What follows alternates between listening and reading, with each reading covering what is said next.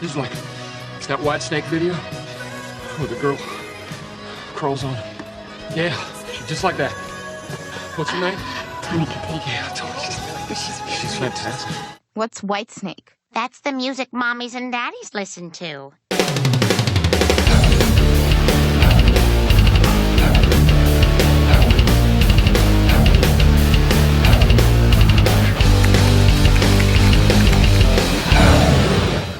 Hey guys, RanterInShades here, exercise my first memorites vlog style. Back in 2020, I made a video ranking the tracks on my favorite album of all time, Boston's 1976 self-titled. In the beginning of that video, I mentioned how my favorite album has fluctuated a fair bit over time, with one contender being the album we're discussing today, the 1987 self-titled album by the British hard rock and heavy metal band Whitesnake. We're not Whitesnake, dude, we're Poison. I thought we were Quiet Riot. It says here we're Rat. With the Boston album being my favorite, I think it makes sense calling the Whitesnake album my second favorite, with how much it's held up in my all-time favorite albums ever since listening to it in full for the first time back in 2009. Before we begin, let's give some backstory, because there's quite a lot leading up to this album. Get ready for me to be really fucking nerdy in this video. All you people that sub to me to hear me talk about hair metal, you're gonna love me for this video. So let's talk about Deep Purple. You all likely know this band for their song that infamously got a Jared Dines video blocked, even though he didn't even use the original audio of the song, Smoke on the Water, aka 035, the song that's usually the first thing anyone learns on guitar.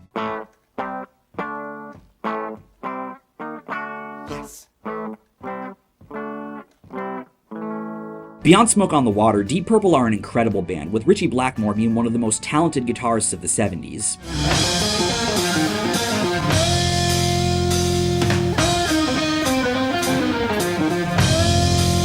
They put out some exceptional albums in the beginning part of the decade. However, after the release of their 1973 album Who Do We Think We Are, tensions with Blackmore and pressure for the band to tour caused vocalist Ian Gillan to quit and bassist Roger Glover to be fired. Filling in on bass and vocals was Glenn Hughes of the hard rock band Trapeze, who would go on to have a fruitful career working as a vocalist with bands such as Black Sabbath, Gary Moore, John Norum, the supergroup Black Country Communion, and even playing bass on Joe Satriani's album What Happens Next. And the man picked to be the new lead vocalist is our main protagonist for this video, David Coverdale.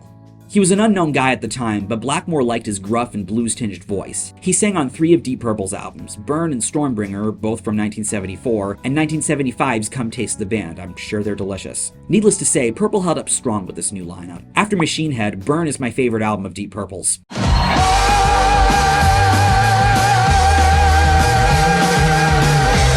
Usually when a band gets a new singer, fans are hesitant, skeptical, and worried about how the band will fare going forward, but Purple were able to subvert that idea. However, Ritchie Blackmore wasn't happy with Stormbringer due to the funk elements present on the album, and so he left to form his own band, Rainbow, with the one and only future Black Sabbath vocalist, Ronnie James Dio. Deep Purple ended up choosing Tommy Bolin as Blackmore's replacement to play on Come Taste the Band, but factors such as fans not liking Bolin's playing style compared to Blackmore's, along with Bolin's and Hughes' drug addictions, led to the band breaking up in 1976. So Ritchie Blackmore had Rainbow, which gave way to Dio joining Black Sabbath after the departure of Ozzy Osbourne, and Dio not liking the commercial direction Blackmore was wanting to take Rainbow in. Roger Glover would actually also join Rainbow at this time. Ian Gillan went solo before replacing Dio and Black Sabbath on their album Born Again. For real, I've always loved the interconnectivity between these bands. But anyway, enough about Deep Purple. Enough about Rainbow! Let's shift our focus back to our main man, David Coverdale. He released a couple solo albums in the late 70s, one of which was called Whitesnake. You see where this is going. And while putting his backing band together, consisting of Mickey Moody and Bernie Marsden on guitar, Neil Murray on bass, Pete Solly on keyboards, and Dave Duck Dowell on drums, the band was dubbed David Coverdale's Whitesnake, before ultimately shortening the name to Whitesnake. And by the way, Whitesnake is supposed to refer to Coverdale's dick.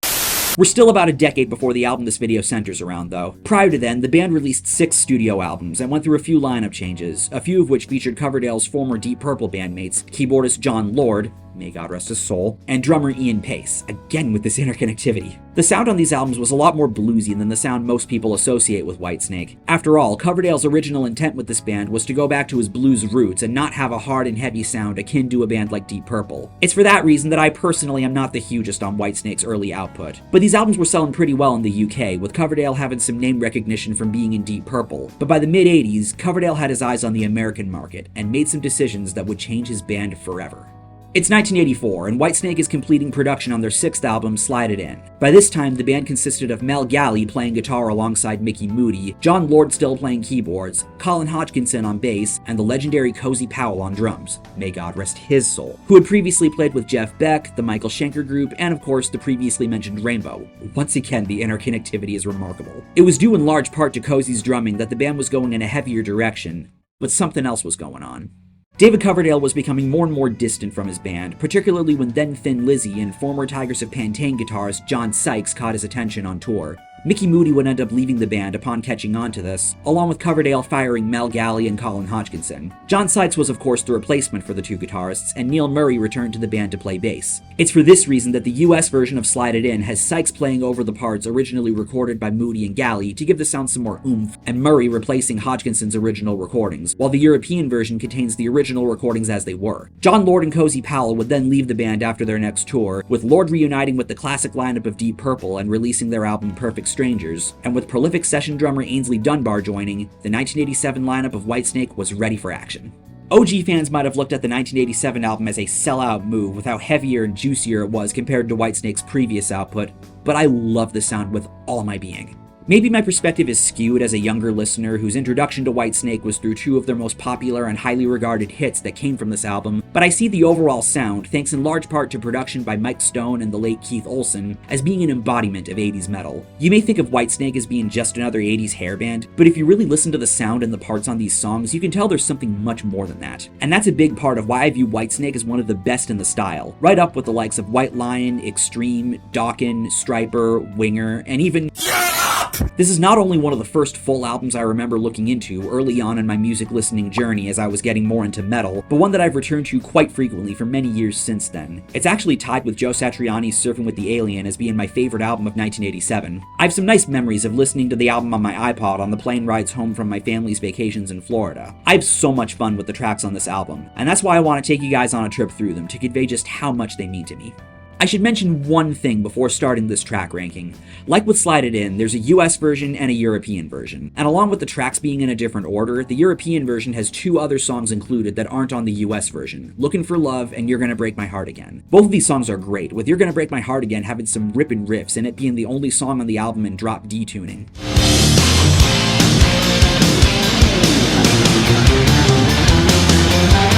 And Looking for Love being an immensely relatable ballad. Looking for love and finding only heartache.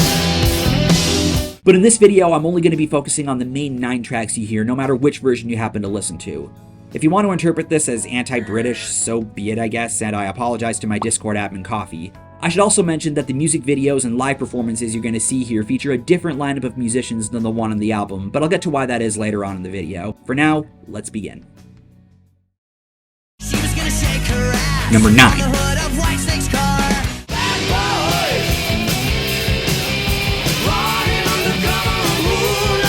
No, this is by no means a cover of that What You Gonna Do When They Come For You song. Imagine how ridiculous that would be. No, this Bad Boys is one of the songs of Whitesnake's I think of first when I think of how in line with the overall 80s metal sound they were compared to a band like Poison, for example. I've always seen them as a band that kind of bridges the gap between glam metal and traditional heavy metal, and Bad Boys is a song where you really start to notice that. My favorite thing about this song has always been the harmonized guitar line that you hear in the chorus. It's the aspect of the song that does the most to elevate the song from being too typical of a driven rocker. But that said, this has always been the track that gets the least attention from me because it sounds the most by the numbers of the tracks on the album. Lyrically, it's probably the most simple, being about being a nighttime badass. Another reason I have this song so low on the ranking is because there's another song that we'll get to later that I think does this better, so Bad Boys always seemed kind of throwaway. Maybe one of the two songs on the European version of the album could have gone in place of this one. Apart from the guitar line in the chorus, I like Coverdale's harmonization, especially on the word moonlight. And of course, you can't go wrong with Sykes' solo. It might not be as memorable as the solos in the other songs on here, but I'll be damned if I didn't appreciate his speed. I've always found him to be one of the most overlooked 80s metal guitarists, and I hope my saying that gets you excited for the kind of stuff he does in the other songs. Bottom line, I don't think Bad Boys is, well, bad. There's a lot to like about it. I just wish it gave me more to work with and did more to stand out. It's still a pretty rippin' song, so at least it has that going for it. She was gonna shake her ass Number 8. on the hood of Whitesnake's car. Hey guys, Future Shades here. So, when I did my test uploads that I do when I'm checking to see if anything's gonna get the video blocked, I knew I'd probably be getting at least a couple copyright claims on this video, which isn't really a big deal for me since I don't really care about monetization as long as my videos can be seen. But lo and behold, all 4 of the songs that were released as singles that I showed the music videos for were getting this video blocked worldwide. And it was still getting partially blocked when I tried making some small modifications to the clips in question. So what I did was I replaced the problematic clips in question with live footage like what you saw in the last segment. So if you see a combination of music video footage and live footage in a few segments, that's why. Starting with... Is this love that I'm feeling? I know it might seem like I'm only putting this towards the bottom of my ranking because it's the ballad. But remember, I'm the same guy that made a 16-minute video going over some of my favorite ballads. I love a well-done ballad, but they're never usually my favorite song by the band in question, mainly because the band's true talents tend to lie in the more straightforward songs. But make no mistake, Is This Love is a nice ballad. Maybe not the best ballad I've ever heard, but certainly one that works. This song is also, of course, Whitesnake's second highest charting song at number 2 of all places. And I think you all know what song of theirs topped it, so much respect for that. This song is really calming. I like that it's not super over the top musically, and it's never sounded super sappy to me either. It's just a song about David Coverdale realizing he's in love. It drives home how surreal of a feeling this is. Even in relationships that don't end up lasting, there's always that feeling where you're asking yourself, am I dreaming? This must be love, because it's really got a hold on me. But my favorite line in the song has always been, I can't wait to see you again. this may sound dumb in retrospect, but there were times in high school where I was crushing on someone, such as the girl I went to the Slayer Megadeth co-headline with, and that line would always be on my mind because no matter what we were doing, I just really enjoyed spending time with her and I couldn't wait to do it again. So Is This Love has always been a bit sentimental for that simple fact. I also really like the reverb on the drums. That kind of drum sound is pretty trademark for the 80s, but it sounds really powerful against the calming, clean chord progression in the guitars. I also got a smile at that little that the keyboard does in the chorus. I always interpret that uplifting melody as a way of answering Coverdale's question that he's asking, like, it is love! It's that kind of tune you hear in your head when those happy feelings are awakened and everything around you appears brightened, like, oh my god, this is nice. In addition to the calming vibe, the solo is also really soulful. You'll see throughout this video how speedy John Sykes solos get, like in Bad Boys, but this one has always felt like the one where he truly makes his guitar sing. It's a lot more tender and gentler, particularly in the moments where he lets a note linger for a bit. And I like how it builds up really nicely to a great harmony line that quotes the end of the chorus. Even while this is by no means my favorite solo on the album, it's my favorite part of the song, and a big thing that pushes it from being a pretty standard ballad to something a lot cooler. Again, just because I'm putting this low on this ranking doesn't mean I dislike the song. Is This Love is great, and I'm glad it performed as well as it did. It's just that the rest of the tracks on the album, including the 2 new songs on the European version, really blow it out the water. So now that we got the big ballad and the one song I'd consider weak out of the way, let's see what Whitesnake could really do. She was gonna shake her ass Number 7. on the hood of Whitesnake's car. Listen to these keyboards.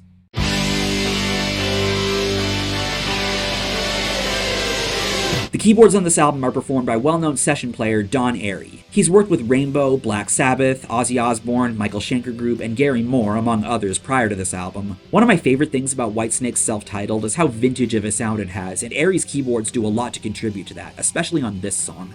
Whenever I listen to Straight for the Heart, I always imagine it playing during a car chase scene. Hearing that keyboard part over the wrung-out chord in the intro, it gets you feeling like some action's coming on. And the energy and drive last throughout the whole song. I always think the chase scene this song should be set to is probably one of the most epic car chases of all time. Another thing that really elevates this song is the hemiola that takes place in the guitar and drums that act like a pivot point in the action. And in the verses, John Sykes does some cool-sounding pinch harmonics that make me wonder if Zakk Wylde was taking notes. Once again, the solo Sykes plays is fast and energetic as the key changes to D minor. It doesn't sound as wankery as on Bad Boys, mainly because it fits the tempo. But one thing I especially love about the solo is how it ends. There's a harmony line, and when the rhythm guitar ends on an E-flat chord, the way the harmonized solo guitar descends down a B-flat major scale as the song modulates back to the key of G major, where the cool keyboard riff is reintroduced, is so clever. This is just a really exciting song, and it makes for such a great time. The only thing I'm not the craziest about is the lyrics, not because they're bad, but I'm not sure they fit the feel of the song. We have such a drive going on, and Coverdale's singing about how he's coming to get his girl because he can't take not being with her anymore. Almost like if his this love were more aggressive and less romantic. I suppose the energy in the music is supposed to correlate to how impatient he is to get busy, but I feel like the song should have more to do with some kind of action scene. Maybe have it be about trying to win her from some other guy and beat him to the punch. But I guess one way I could look at it is that this drive is going straight for the heart.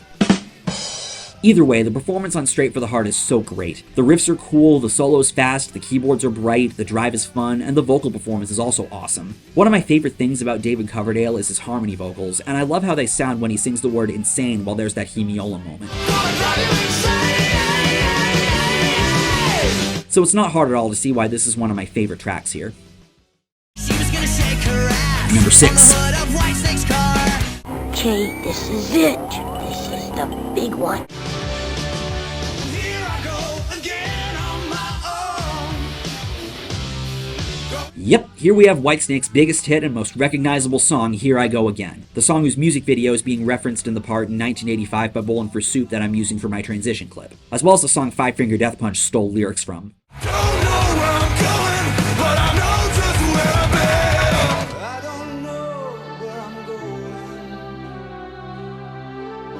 but I sure know where I've been. Those bastards. This may not be my favorite Whitesnake song, what with the fact that it's in the middle of my ranking, but it's hard to imagine any other song of theirs as their trademark anthem.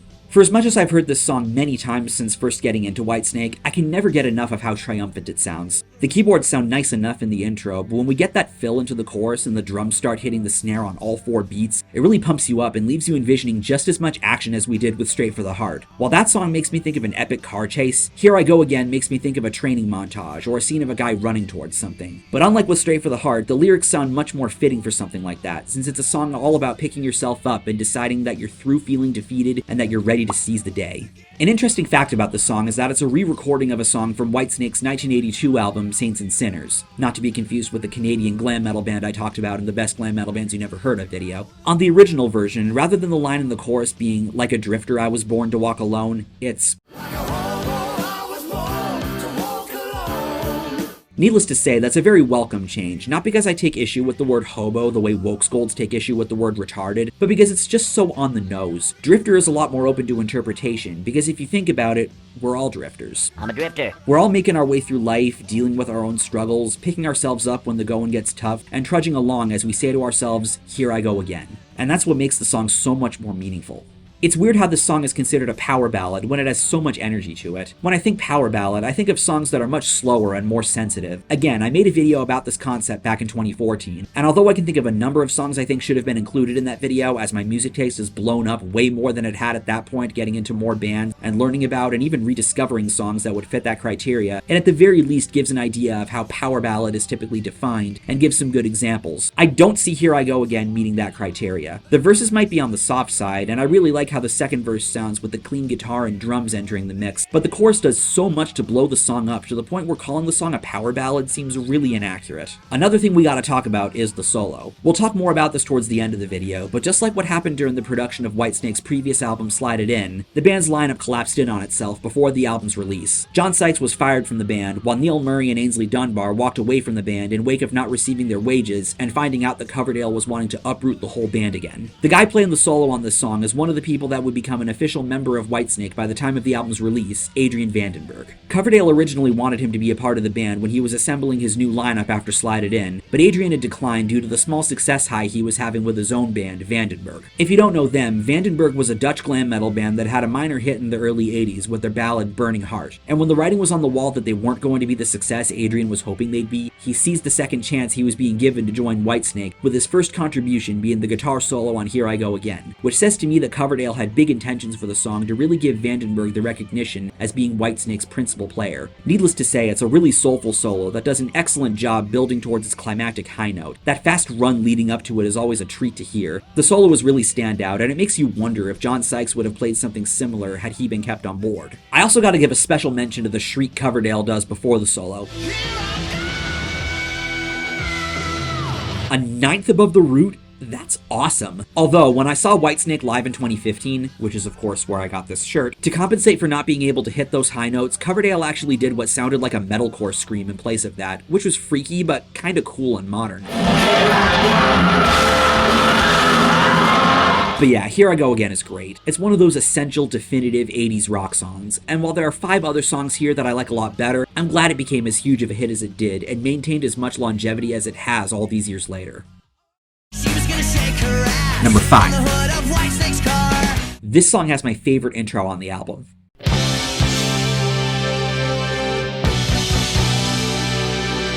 Those hits, especially with that quarter note triplet, Don Airey's keyboards filling out the sound, it's all so majestic. Don't Turn Away is essentially the album's second ballad, or third if you're listening to the European version. But like Here I Go Again, certain elements of the song make me wonder if calling it a ballad really makes sense. For the most part, it has the tone of one, even with the drums having those trademark glam metal reverse snare hits doused in reverb during the second verse. But with how grandiose the intro is, along with things like the pre-chorus, solo, and outro that we'll get to in a little bit, it feels like the song is trying to be something much more than your typical ballad, and it's for that reason that I view it as one of the best tracks on the album, as well as perhaps the most sophisticated. You could look at this song as being a follow-up to Is This Love, in the sense that while David Coverdale is all the woman in question is hesitant about whether or not to go through with the night of passion that's ahead, and it's up to Coverdale to woo her in. What I like is that he isn't being too forward. The verses seem to indicate that she's been hurt to the point of questioning if it's worth it to love again, but even though it seems like he's saying, come on, we both know what's about to happen, Coverdale doesn't sound like he's trying to pressure her into giving in to him because, as us gentlemen should know, girls don't like that. I've always found this line to be pretty profound. You turn away from what you feel inside. You can't forget all your foolish pride. On the note of that dotted eighth rhythm in the pre-chorus is also really majestic. It makes me think of a king or a duke arriving, and he has his horn players signal his arrival. And the way I like paralleling that back to the song is that part indicating to the woman that what's about to happen could be such an amazing and wonderful thing that'll make her feel like a queen, and Coverdale will be good and pleasant to her as the night commences. And the more I think about it, Don't Turn Away sounds like a really nice bedroom song, if you know what I mean, in much the same way as Versace on the Floor by Bruno Mars, or even Leave the Door Open by Silk Sonic. The chorus's chord progression also throws a nice curveball. The song's in D major, but in the second bar of the chorus, it throws in a B flat chord for some of that modal mixture. Major 6 chords and major keys have always fascinated me because of how much it sounds like it shouldn't belong in the progression, but yet it doesn't sound at all jarring. Maybe the chord is representing the apprehension still present in the woman that Coverdale is trying to quell. The solo also takes place over this progression, and the way it starts is breathtaking.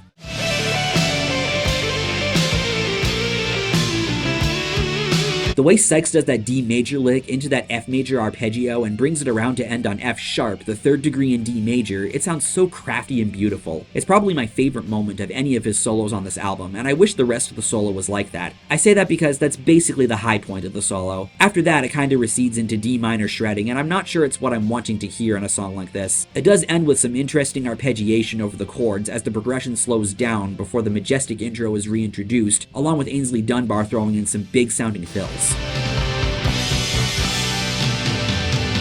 One benefit of the US version of the album is that Don't Turn Away is the closing track. I say that because the way the song ends is by having the drums hitting the snare on all 4 beats as the chords ring out and the song fades. It sounds like a jam, but it also strikes me as ambiguous. What I always imagine is going on at this point in the song is that Coverdale and his lady finally make sweet love into the night as the camera zooms out of the window and points towards the moon in the sky. But even if you don't think of anything like that going on in the hypothetical story, you just hear the band jamming out, as a rock band should, as the song fades out as a gentle but rocking conclusion to the album, and you walk away with a smile on your face at all you just experienced with this great record. That's how I always feel whenever I turn this song on, whether by itself or during a full spin of the album. It might not be perfect, there may be 4 other songs I'd rank above it, but I can't tell you how happy I am that Don't Turn Away exists. There's so much to love about it, and that's why I'll always view it as one of Whitesnake's best songs. Number 4. Contrary to what I said about a benefit of the US version of the album being that Don't Turn Away is the album's closer, a benefit of the European version is that this is what the album opens with.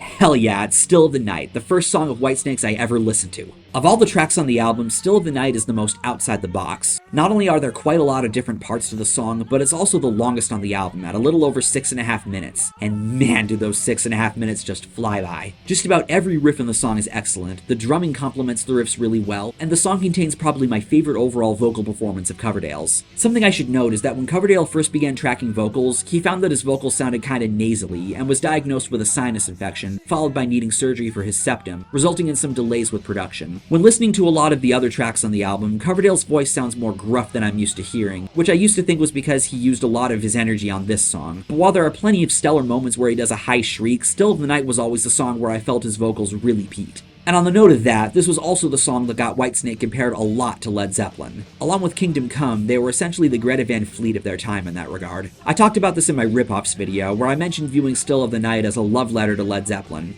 Coverdale's vocals in the verses reminded me a lot of Black Dog since they make use of similar intervals. And in the bridge, he really goes all in on the Robert Plant worship. My favorite riff in the song, also part of the verses, was for sure inspired by Immigrant Song.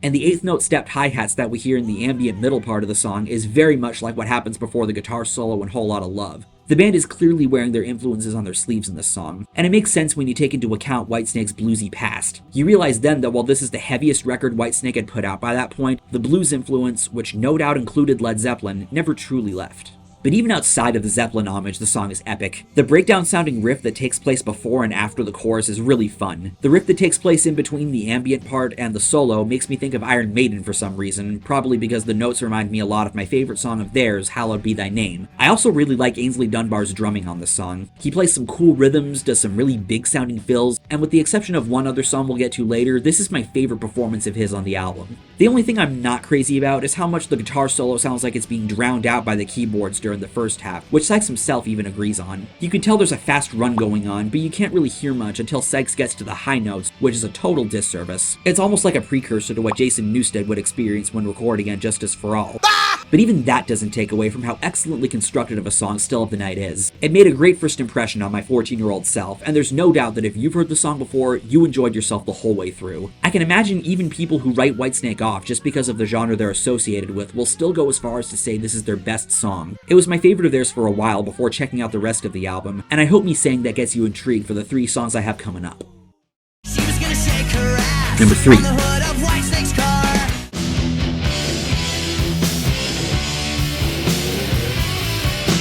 Like Here I Go Again, this is also a reimagining of a track from Saints and Sinners, Crying in the Rain. I remember on the drive home from seeing Whitesnake in Hampton Beach, New Hampshire with my uncle in 2015, we were listening to the Hair Nation station, hey that rhymes, on Sirius XM, and they were playing the original version of this song. In addition to how disappointed I was that they didn't play the song live, all I could think about was how much the 1987 version is a massive improvement over the original. When you really break it down, yes, this is a blues song at its core. And while I'm willing to admit some potential bias in favor of metal Whitesnake over bluesy Whitesnake, I really feel the 1987 version of Crying in the Rain brings the song to its full potential. Already there's some cool bluesy swagger in the song's framework. 6/8 is just a great time signature for that kind of stuff. But then you have John Sykes throwing in a bunch of pinch harmonics in the verse riff, and they sound more soulful than flashy. It's such a cool blending of metal and blues. And on top of that, if you pay attention, this is all done over a chromatic descension progression. Really, the song is a haven for Sykes throwing in some cool fills to dress his parts up, which is one of my favorite things to hear a lead guitarist do. And of course, being that this is a blues song at its core, David Coverdale puts on a really soulful performance, which again, shouldn't sound too dissimilar to Robert Plant in some spots. It doesn't sound too showy in the first half of the song, which I find to be a good move to make for telling a story, something typical for blues musicians to do. This is another example of how Coverdale never really lost touch with his blues roots with the heavier and more commercial direction Whitesnake was going in. Some moments that really jump out are in the second verse where he sings, I keep coming back for more. almost like he's mimicking a sexual climax. At this point in the song, he's talking about the addiction he has to sex despite some miserable experiences he's had, so it's a neat touch. My favorite part of Coverdale's vocal performance is in the pre-chorus after the solo.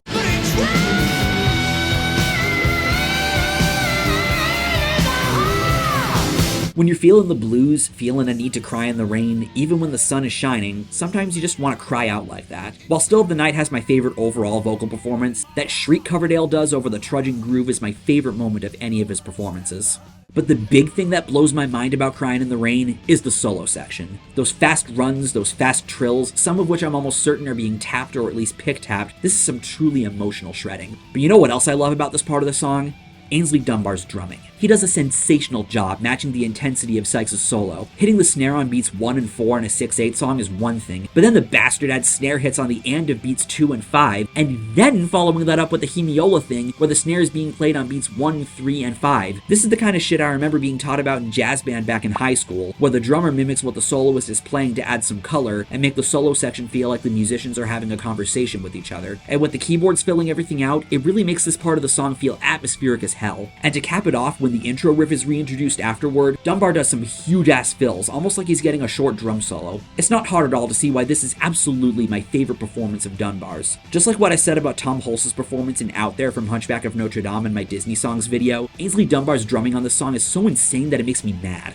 The performances on Crying in the Rain are so top-notch, it's hysterical. What was originally a simple little bluesy rock song is now spiced up to oblivion, with everyone contributing to the song being pushed miles over the top. My mind is always blown whenever the song finishes. And this is still only number 3. This is without a doubt one of Whitesnake's best songs, and I highly encourage you to listen to it in full if you haven't done so before.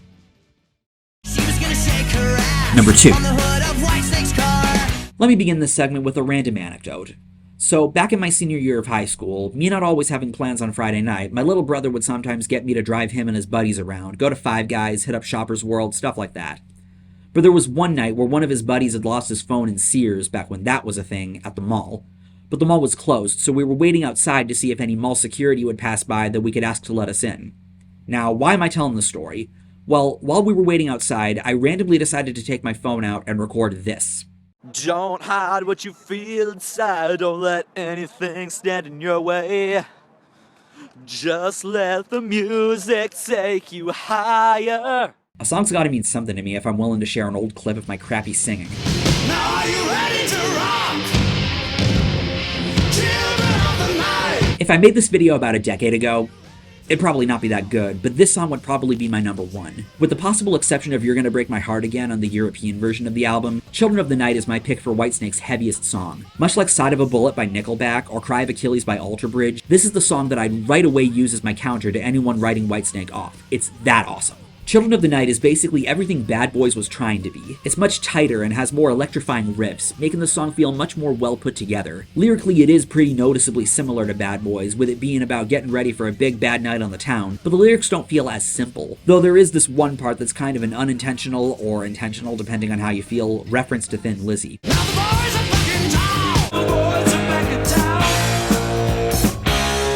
town. Kind of funny given how that's the band John Sykes was playing in before Coverdale brought him on board. But on the note of Sykes, I love his riffing in the pre-chorus. There's some cool 16th note palm muting and pretty awesome harmonies that even Neil Murray lends some oomph to with his bass line. And we also have my favorite solo on the album. There's so much flashiness to the solo, with tapping, 16th note palm muting, fast scalular runs, and even whammy squeals. It's essentially hitting all the hallmarks of the stuff I love hearing, and not just 80s metal guitar solos, but guitar solos in general. Sykes has some amazing solos on a number of the songs we've talked about in this video, but Children of the Night is what I really see as being his song. More than any other song on the album, even the one that beat this out for the number 1 spot, this is the one where it's really his time to shine. Not to mention, his performance here is why I view John Sykes as one of the most underrated guitar heroes of the 80s. Skill-wise, he's right up there with your George Lynch's and your Randy Rhoads's and even your Dave Murray's. Really, this song is such an embodiment of all the best qualities of 80s metal. There really isn't a lot separating this from a heavy metal anthem from 1983. When you listen to other glam releases from around the same time as the Whitesnake self-titled, you can almost tell the time period just from the tone of the album. Like, it sounds like 1987, 88, 89. But like I said before, this album sounds a lot more vintage, and songs like Children of the Night definitely contribute to that distinction. This is one of Whitesnake's best songs, but there's something about my number 1 that I think is representative of something even more special. And if you've been following along with the track listing, you know which song that is.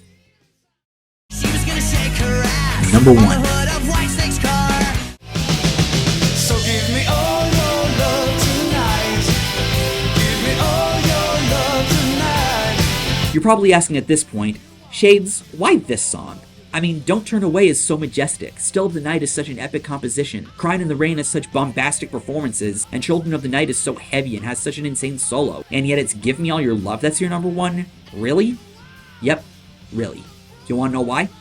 The big thing that separates Give Me All Your Love from the rest of the tracks is that, to put it simply, it's the most fun.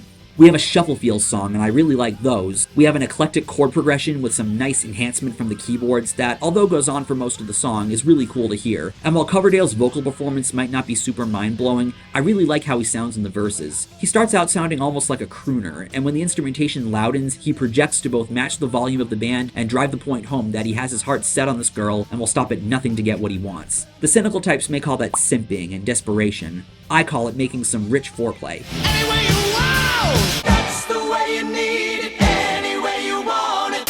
After the solo, there's also a chorus that sounds really doo-woppy, with all but the keyboards and drums playing eighth notes on the bass drum and hi-hat that makes me think a lot of a barbershop quartet or an all-male a cappella group like the one from my high school or the one from my college, inviting a girl from the audience to come on stage for them to serenade.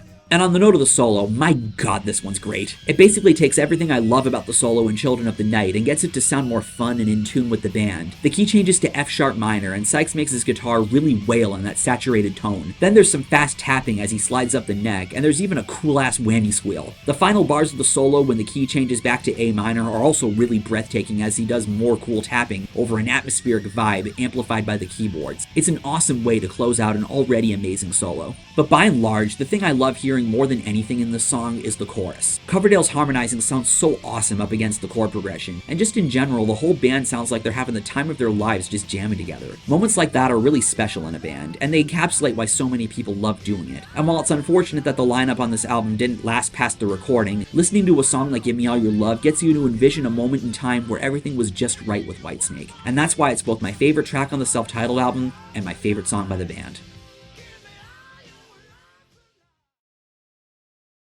The Whitesnake self-titled went mega platinum and made the band a household name. It's largely because of this album that they to this day are one of the most celebrated names in 80s metal, glam, hard rock, and hell, 80s music in general. But internally, things were kinda terrible, to put it nicely. Early on in this lineup's formation, the relationship between David Coverdale and John Sykes oozed with creative potential. They made a pretty great team, but during the album's production, there was some serious tension between the two of them in particular. I mentioned before that Coverdale was having some sinus problems, but Sykes claimed that this was him trying to cop out from recording vocals and just generally acting like he was above the rest of the band. Neil Murray claims that the relationship between the two of them essentially devolved into a battle for power in the band and an inability to get along. This ultimately resulted in Coverdale basically firing his whole band, much like what happened during the production of Slide It In, which really gives off a vibe that he was a hard man to work with. In 1989, Sykes would recollect on the relationship with this sentiment. When you're with David Coverdale, he makes you feel like you're his best friend, and when he's finished with you, he'll never talk to you again. Coverdale, meanwhile, stated, "It made sense for me to weed out the dead wood and the negative influences in my life, personal and professional. Now there are no passengers riding on the HMS Whitesnake." I'll leave it to you to decide who sounds more justified.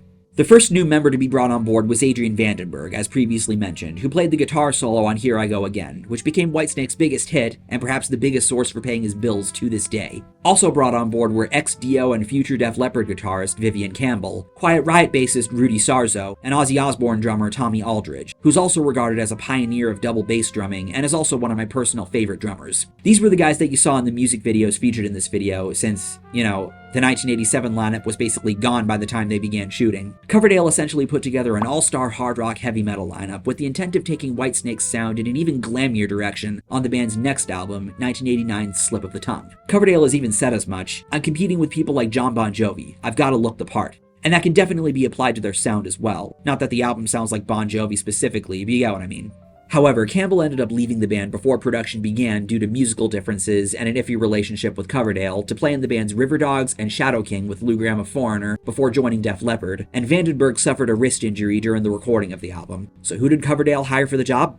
None other than Steve goddamn Vai, one of the most famous guitar virtuosos of all time. As I mentioned in my Joe Satriani countdown, he was playing in David Lee Roth's band at the time, but Coverdale saw him in the film Crossroads, not to be confused with the 2002 film starring Britney Spears, this movie's from 1986, and was like, "I want this guy. Hire this man." So although Adrian Vandenberg was still in the band and was credited on the album, pretty much all the guitar work on Slip of the Tongue was done by Vai, and it's a big part of why that album is a close second for my favorite Whitesnake album. Check out the title track, Judgment Day, Fool for Your Lovin', another reimagining of an older song, Kitten's Got Claws, Wings of the Storm, and Sailing Ships. A year later in 1990, after finishing their tour, Coverdale disbanded Whitesnake. His reasons involved exhaustion as well as imposter syndrome. Pretty good timing considering what happened a year later with a certain cultural shift in popular music. Not to mention, he was also dealing with a divorce from Tawny Kitaen, may God rest her soul, the actress from the Still of the Night, Is This Love, and Here I Go Again music videos, who also modeled on the cover of Rat's debut album Out of the Cellar, and appeared in the music video for my favorite song of theirs, Back for More. Steve Vai resumed his solo career with his acclaimed album Passion and Warfare, and Coverdale actually makes a spoken word cameo at the end of his song For the Love of God, where he says, "Walking the fine line between pagan and Christian."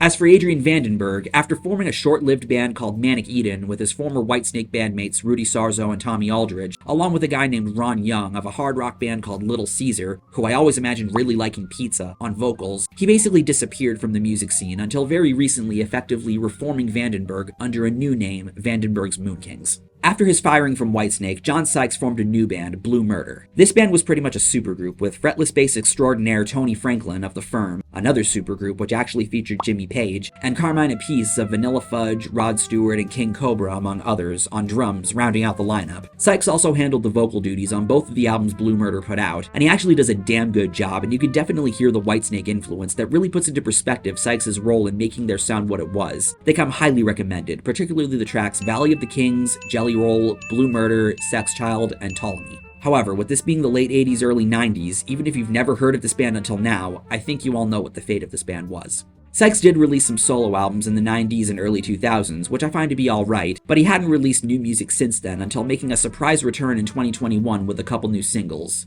We'll see if anything comes from that. There was also a time I remember in 2011 where he was rumored to be working with former Dream Theater drummer Mike Portnoy in one of his many new post-Dream Theater projects. However, nothing ended up coming from that partnership, and Richie Kotzen was instead chosen as the guitarist and vocalist for the band that would end up being called the Winery Dogs. Though I remember thinking Adrenaline Mob was the band in question, since it was formed around that time and Mike Portnoy also played in that band. Could you imagine John Sykes playing the wild shit Mike Orlando plays on those albums? Circling